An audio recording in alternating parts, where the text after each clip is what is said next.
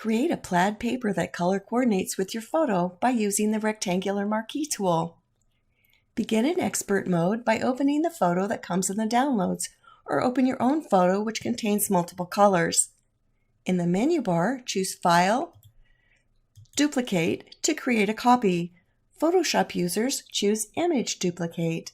In the dialog box, click OK, and close the original photo without saving. Press Ctrl 0, Mac users Command 0 to fit the image to your screen. In the menu bar, choose Image, Resize, Image Size. In the dialog box, check Resample Image and uncheck Constrain Proportions. Click on the drop-down menu and choose Bicubic, Best for Smooth Gradients. In the document size, set the width to 12 inches, the height to 12 inches, and the resolution to 300 pixels per inch. Click OK.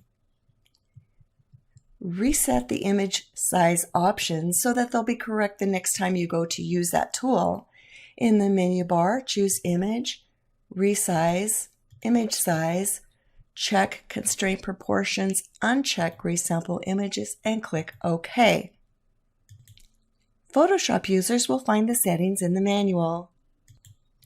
Now let's take a minute to look at our photo. We'll be drawing a 1-pixel horizontal line across the photo, and any colors that we want on our plaid paper we need to include in that 1-pixel line. I'm going to try for this area right here. I'd like to pick up a little bit of the yellow, a little bit of the red, and some of this aqua. So get your Rectangular Marquee tool, and in the tool options, click on the new selection icon, set the feather to 0, and the aspect to fixed size. Photoshop users set the style to fixed size. Set the width to 3600 pixels and the height to 1 pixel. Next, we'll be making that 1-pixel horizontal selection. Left-click on your document where you want to pick up the colors. And again, I have my yellow, a little bit of the red, and a little bit of the aqua chosen. You can use the up and down arrow keys on your keyboard if you'd like to move your selection to another area of the photo. Press Ctrl J, Mac users Command J, to create a copy of the selected pixels. In the Layers panel, click on the visibility icon of the photo to hide it. Press Ctrl T, Mac users Command T, to get the transform options.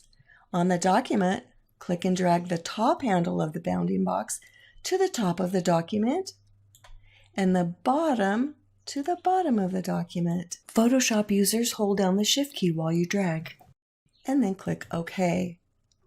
You notice that we didn't see anything until we clicked OK. Sometimes you'll see a little bit of transparent color, and sometimes you won't see anything at all. Next, press Ctrl J, Mac users Command J, to create a duplicate layer.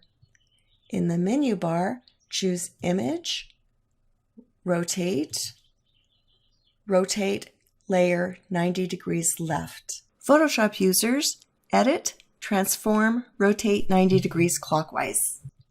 In the Layers panel, lower the opacity of the duplicated layer to 50%.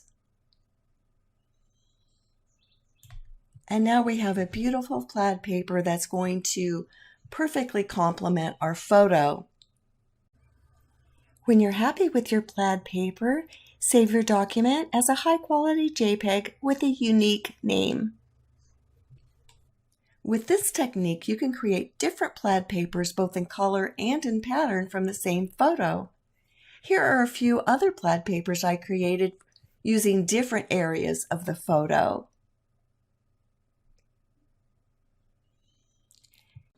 And here's a bonus tip. This works really great on papers too. Look at this beautiful paper, and from that paper I made this lovely plaid that would be a perfect complement to it. Isn't that pretty? And here's what my finished page looks like after adding journaling and a date. For a free PDF version of this video, click on the download link and then make sure to subscribe to our YouTube channel. This has been Karen Schultz from Digital Scrapper, the very best place on the web to find complete and professional instruction for digital scrapbooking. We help you get your stories told.